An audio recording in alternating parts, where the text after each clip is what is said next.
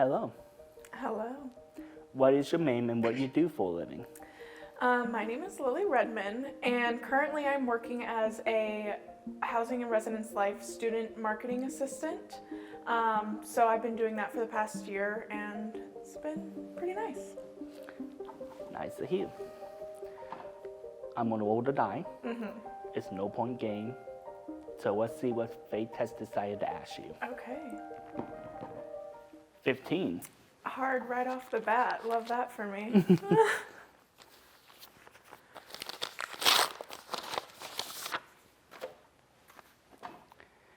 If your life was a movie, what genre would it be?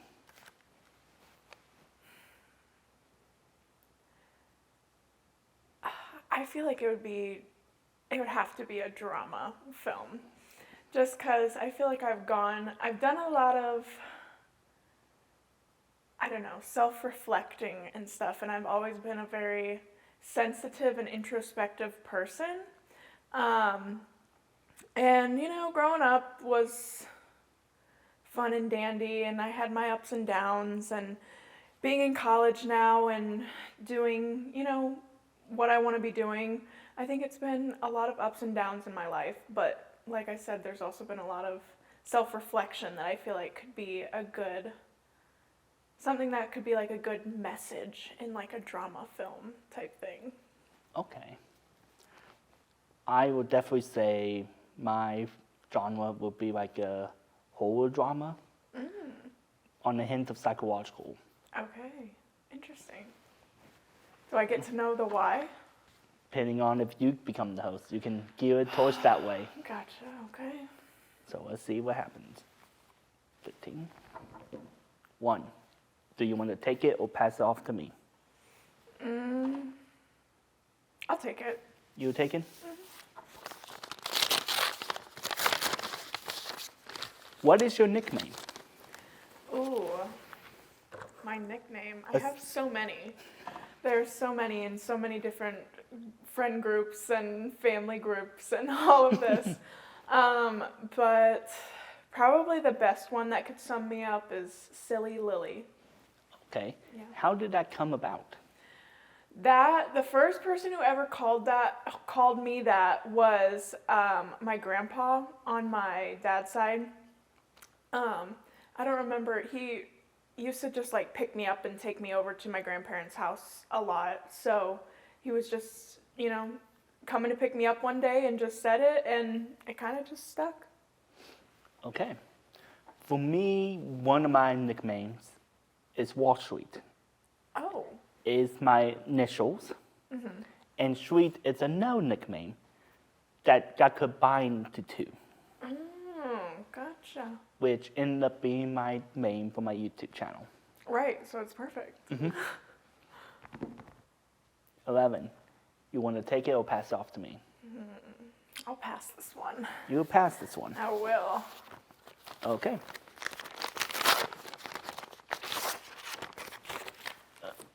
Let me just do that.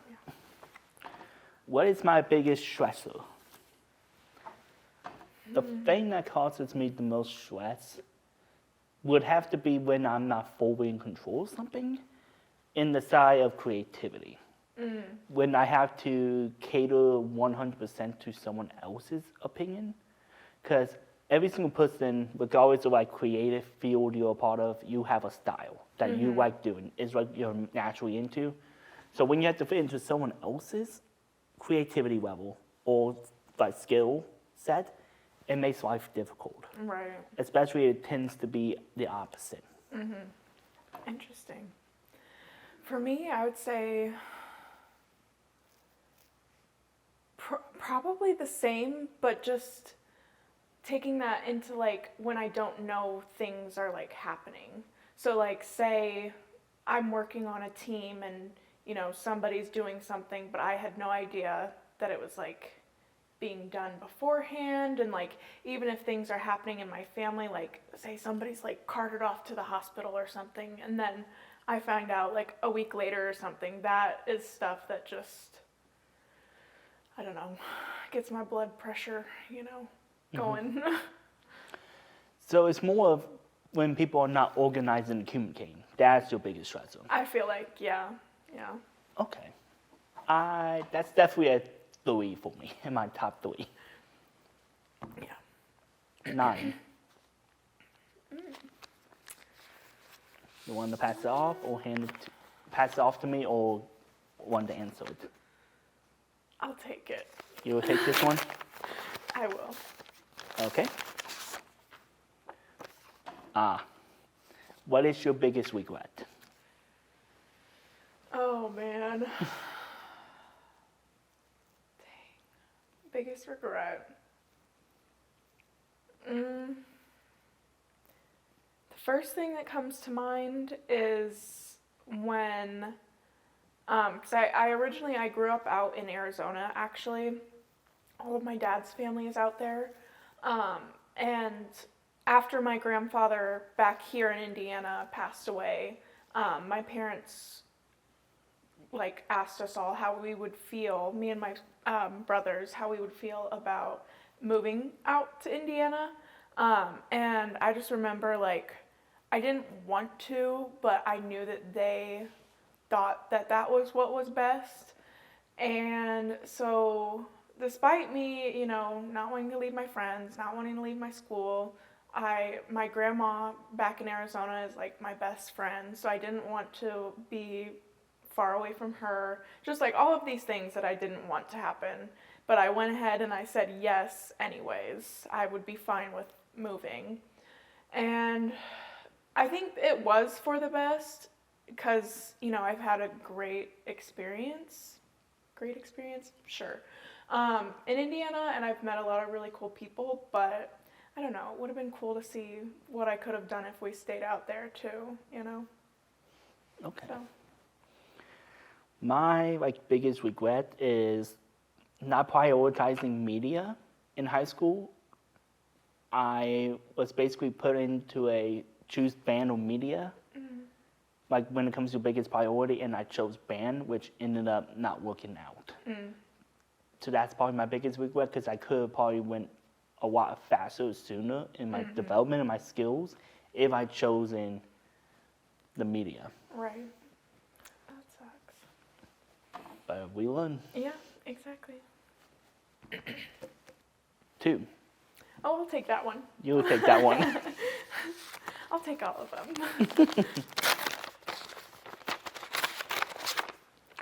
What is your least favorite movie? Oh, least favorite movie. This is so hard. I'm not the biggest action adventure kind of person. Some movies are good, some I just can't get into. And my parents used to watch I think it's the Jason Bourne movies. Ah. I could never get into them. I don't do the action adventure. It doesn't just, I don't know, suit my fancy, I guess. So, unfortunately, I would have to say probably the Jason Bourne movies. Okay, well, that's action adventure, but it's a spy genre. And spy genres tend to be hit or miss with a lot of people. True. Especially the older ones, which kind of fell into more stereotypical stuff. Yeah. So, I definitely see that. My least favorite movie, just in you have a cool premise, but you did it backwards. Would probably be Jaws 3. Oh, yeah. Because you had this 3D element, you had this cool idea of doing it at an amusement park. And you blundered it. Because you could not do the animatronic. You went full CGI and you did not do it well. And the story just did not work. Yeah. Oh, Jaws. Started great and then you went downhill. Truly. You shouldn't watch past the first one, honestly. To be disappointed. The second one's alright, it's just too much of the same. Yes. And 3 and 4, only when you're drunk. We already answered that. You're the host now. Oh, Lord. Okay.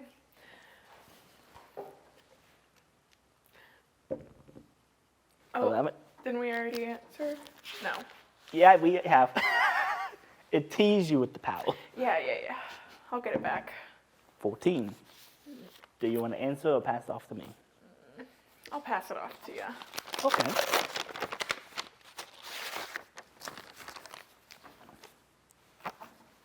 What would be your enemy theme song? Oh, okay.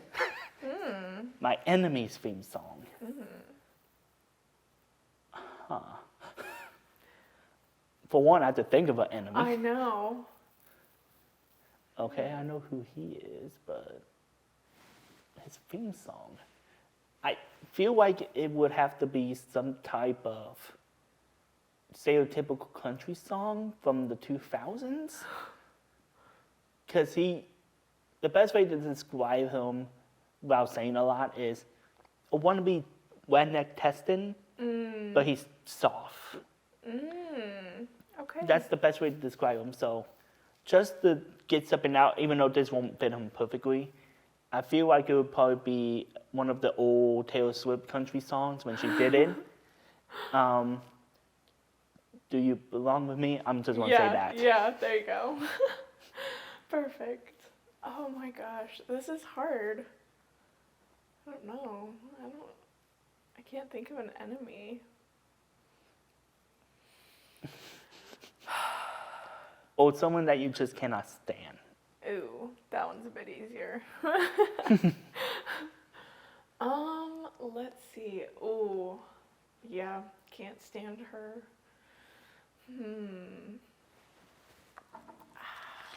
What's a good, like, I feel like it would have to be one of the, like, stereotypical, like, villain.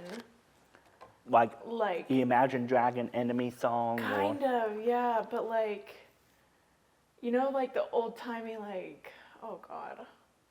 I don't know, what they would put on, like, Batman and, you know, like, cartoons, old cartoon villain songs. The 50s, 60s Yes. metal songs. Yes. Got it. Yes. I don't know. I can't think of like a specific one, but definitely something that's like not super serious because it's really hard to take her seriously, but that is just like laughable enough, but also a little twisted. Gotcha. Okay. That's There you tough. go. There you go. 1. There we go. Back to you. Okay. I hope I don't roll another one that we've done. 10. Okay. So now that I will want you to answer this. okay.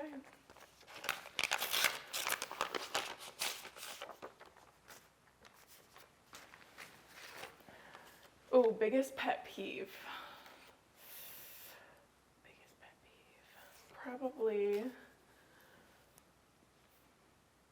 sounds. Like if I can hear you like smacking your food or like smacking gum, or if I like can hear my dog licking or something like that, it will literally boil my blood. Gotcha. So you would hate life if you were an audio editor. Yes, probably. Well, I can advise you, do not go into that field because you will hear Wasn't planning on every it, sound yeah. in the world. Yeah. No thanks. No thanks. For me, my biggest pet peeve is just, how do I describe this appropriately? People who use sarcasm for everything they say. Because it's always difficult for me to read sarcasm unless it's like obviously with a facial structure, like you do something with your face. But if you make everything sarcastic, it gets to the point I'm like, are you actually being sarcastic? Right. Or are you trying to mess with me? Or I just start doubting you and it just goes down the spiral. So that's Yeah. probably my biggest pet Oh my peeve. god, I feel that one really hard. All right. Please. 6. 6. We have not done. All right. I would like to answer this. Okay. If I can open this one, so. There you go. But I will have you read it. Okay. You had to delete all of your apps and the internet accounts, all of that. But Oh, you have to delete all of them but 3. What are those 3 gonna be? That is tricky, especially in college.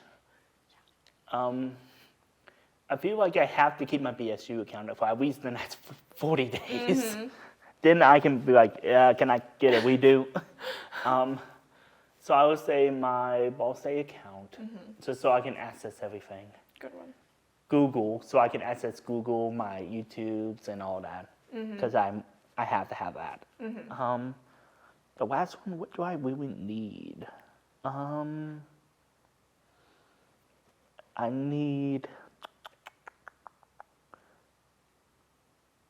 I would have to keep my phone app so I can at least make calls, because I won't have texts anymore. Yeah. Oh man, yours are so practical. I was thinking like, probably like Instagram and TikTok. No. Instagram will come back once I get Ball State out. Yeah. Once we don't need that anymore. But oh man, yeah, I would probably have to keep the phone app because unfortunately I need to get a hold of people. What else? Honestly, probably my reminders app. Because if I'm not able to set myself a reminder, I do not remember. I will literally, if I did not have reminders, I would not be where I am today. So. Gotcha. And the third one.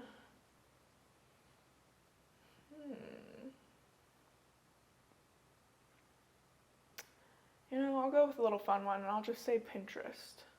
Because at least when I go on Pinterest, I can sit there and like think of all the things, just like let my imagination flow, and I wouldn't be as bored as I would be without TikTok and all of that. So at least have something. Okay. But yeah, that's it. That makes sense. Here we go again. Okay. 14. We already answered that. Dang it. Back to me. All right. 16. Oh, didn't we already answer that? No. Nope. Dang it. Will you want to answer it? I was like, no. It's up. Well, it's not up to you, actually. I was about to say, it's up to you. No. I'll take it. You would take this one? Yeah. Okay. Philosophical question. Oh. Does money buy happiness or win it?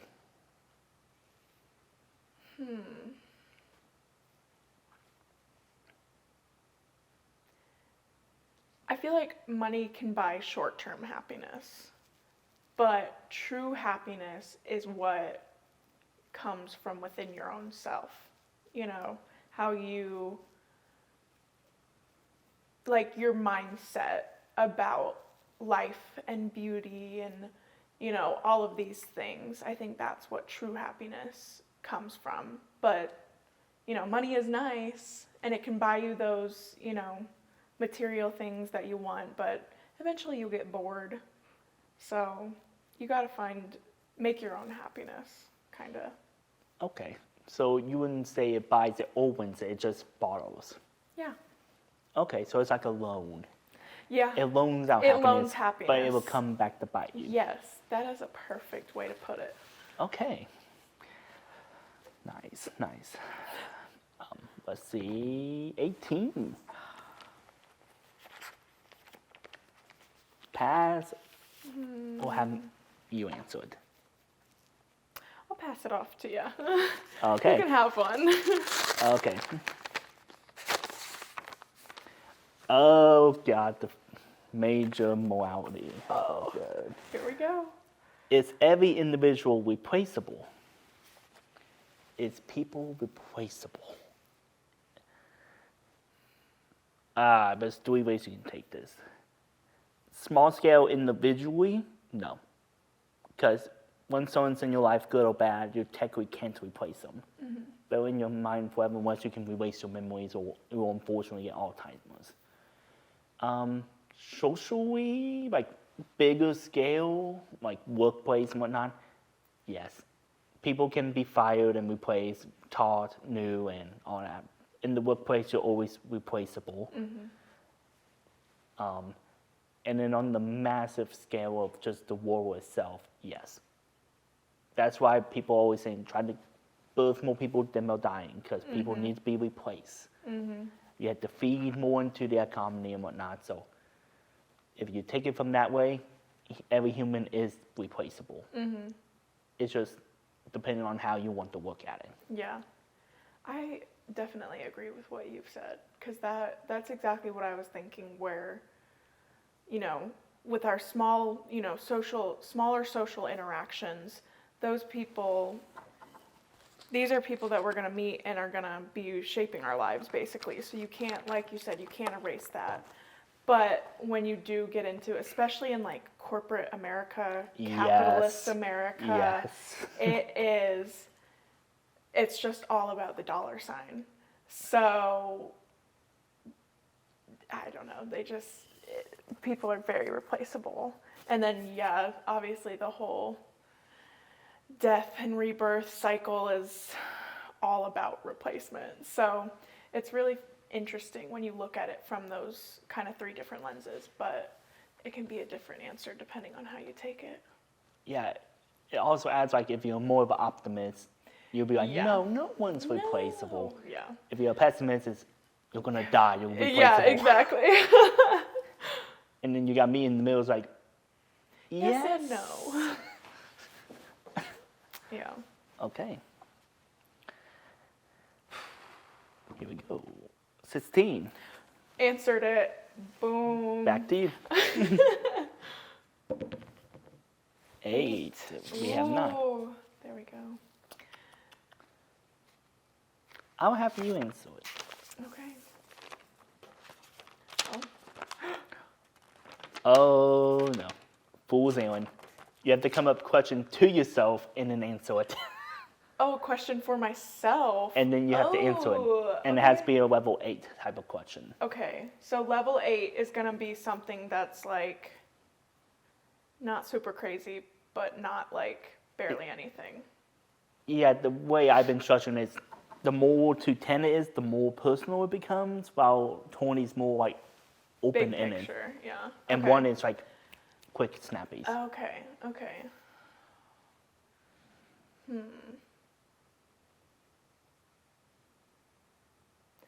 Biggest fear.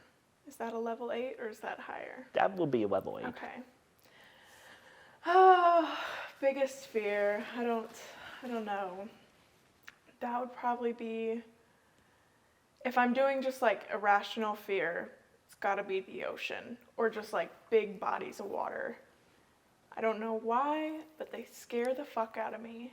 And I'm not going out to sea. I'm not snorkeling. I'm never going to be a marine biologist. I'm never doing any of that, because even like lakes, I can't do large bodies of water. But then if we're doing more, you know, like the actual fears and stuff, probably being alone for the rest of my life. Yeah. Isolation is a common fear a lot of people have. And I think everyone got a small taste of it 4 years ago. During, yeah, COVID. Yes.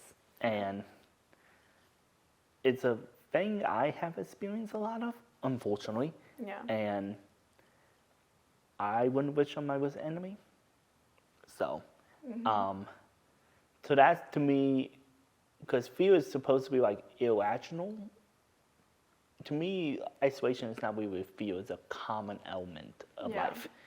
The ocean, if you're just like, if I say the word ocean and you freak out, that's irrational. Right. But seeing it makes sense, because I've been in the ocean, looking down in the bottom pit, like, that is terrifying. It's scary. But that one I get, to me, it's not irrational. Yeah. To me, irrational fear is like you're afraid of like carpet. It's like, really? Yeah. How you live? Right. But yeah, that's why I would say isolation, but just to be different, my fear, if we're going purely irrational here, is the texture of 100% polyester or cotton. Oh. Because I cannot stand 100% of that feel. It has to have a blend of the two. Yeah. It makes no sense. Obviously, if I say it, I'm not terrified. But if the moment I feel it, Yes. overly dramatic and I look like I just got bitten by a snake. Yeah, I don't think I've ever noticed. I don't pay attention to like what things are made out of, but I need to. I need to, yeah. Anyways, time is up. Okay. Let's count the points and see who wins. Okay. After counting up the points, you won the episode. Heck yeah. The last thing we're going to do before we end the episode, since I lost, you get to determine which way we're going to go.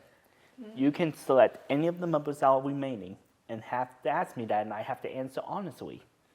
Or you can come up with a question on your own. Oh, I want to ask you Big 20 right now. Big 20? Mm-hmm. All right. Here we go. All right.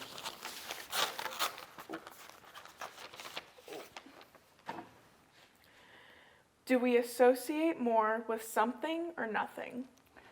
Oh, we're going P. So it's no answer. Okay. Do we associate with something or nothing? I would say we associate more when we have nothing. Because when we have nothing, we seek to replace that nothing. Mm-hmm. When you have something, you don't actually pay attention to it. Mm-hmm. You get bored of it after a while. Doesn't matter how big the picture or how small the picture is. The more you do something, the more mundane it becomes. Mm-hmm. But if you have nothing, you want to seek out something to fill that in. Right. And you won't take it for granted. Yes. And stuff. Yeah. It's like a goal. Why do we seek goals? To fill in that nothing. Right. Interesting. Do I answer it too? If you want. Okay. Let me read it again real quick.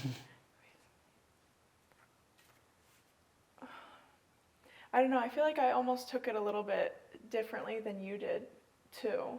Because I feel like in my honors class, we talk a lot about like nihilism and stuff. Mm-hmm. And so I took it as the like, are we more, like as humans, are we more of like a beings that associate with something just like in general, or do we associate more with like nothingness? And I liked what you said, because I feel like we do, I don't know, we do like when we start from nothing, because I mean that's basically how everything started. Something, happened, and then all of these things just kind of trickled after it, and we just, humans showed up and all of that fun stuff. So yeah, we come up from nothing, and that's what we use to like fill those voids and trying to find what is the purpose of life and like what is gonna make me happy. Just all of these things that we're just trying to figure out, because it's all of our first time being alive too. So I don't know, I feel like that didn't really answer the question, but I really liked your frame of reference and like your thinking on it too. And it just made me think about, I don't know, how things come to be. Okay. Is there any people, organizations, charities you want to shout out before we end the episode? Ooh. Nobody, just good old Wyatt. Shout out to Wyatt for asking me to be on your show and everything. And I was super excited to do this, and I'm glad that it turned out as well as it did. So, and I won. Okay. Nice. So yes, shout out to you. Thank you, and thank you for being interested and agreeing to be a part of the show. Of course. Anyways, peace.